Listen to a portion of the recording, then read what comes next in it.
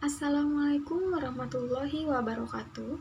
Kembali lagi bersama saya, Indah Niken Saputri, Universitas Mula Warman, Fakultas Keguruan dan Ilmu Pendidikan, Program Studi Pendidikan Bahasa dan Sastra Indonesia. Di video kali ini, saya akan membahas materi tentang sejarah sastra. Sejarah sastra merupakan karya sastra yang mengandung unsur sejarah.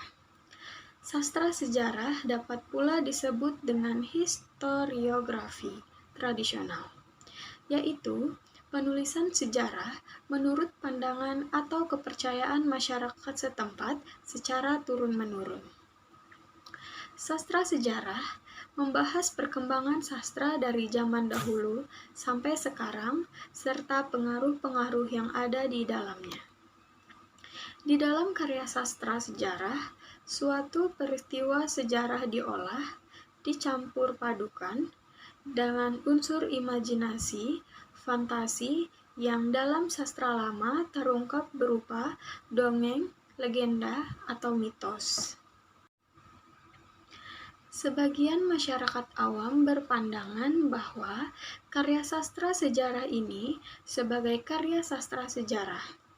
Anggapan tersebut disebabkan oleh judul karya sastra sejarah yang umumnya menggunakan kata sejarah, sajarah, silsilah, babad, tambo, atau tarambo yang mengandung pengertian sejarah. Secara sederhana, dapat dikatakan bahwa sejarah sastra merupakan cabang ilmu sastra yang mempelajari pertumbuhan dan perkembangan sastra suatu bangsa.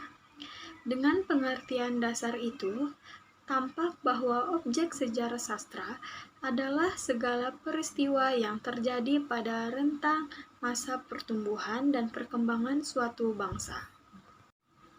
Ruang cakupan sejarah sastra cukup luas, antara lain, ada sejarah sastra suatu bangsa, ada sejarah sastra suatu daerah, ada sejarah sastra suatu kesatuan budaya, ada pula sejarah sastra jenis karya sastra. Sejarah sastra suatu bangsa misalnya, sejarah sastra Indonesia, sejarah sastra Amerika, sejarah sastra Cina. Dan sejarah sastra suatu daerah misalnya, sejarah sastra Minangkabau, sejarah sastra Jawa, sejarah sastra Bali, sejarah sastra Aceh, dan sejarah sastra Bugis. Selanjutnya, sejarah sastra suatu kebudayaan misalnya, sejarah sastra klasik, romantik, Melayu, dan lain-lain. Sedangkan sejarah karya sastra jenis sastra, misalnya sejarah perkembangan puisi, novel, drama, dan lain-lain. Atmaki 1990. Secara garis besar, terdapat 3 fungsi utama dalam menggali sejarah sastra, baik yang bersifat global maupun yang bersifat lokal. Yang pertama yaitu sejarah sastra sebagai rekonstruksi masa lalu. Yang kedua, sejarah sastra sebagai catatan pengaruh karya sastra pada pembaca. Dan yang ketiga, sejarah sastra sebagai ilmu bantu bagi pemaknaan sastra. Selanjutnya, hubungan timbal balik antara teori sastra dengan sejarah sastra.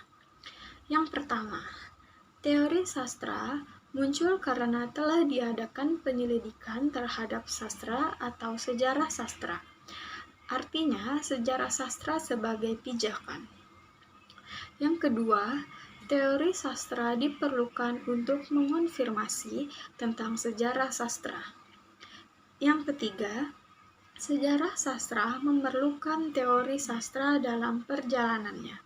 Dan yang keempat, teori sastra dapat berubah dan berkembang sesuai dengan perubahan sejarah sastra atau perjalanan sejarah sastra. Sampai di sini dulu materi yang bisa saya bahas dalam video kali ini. Kurang lebihnya mohon maaf dan jangan lupa like dan subscribe. Terima kasih.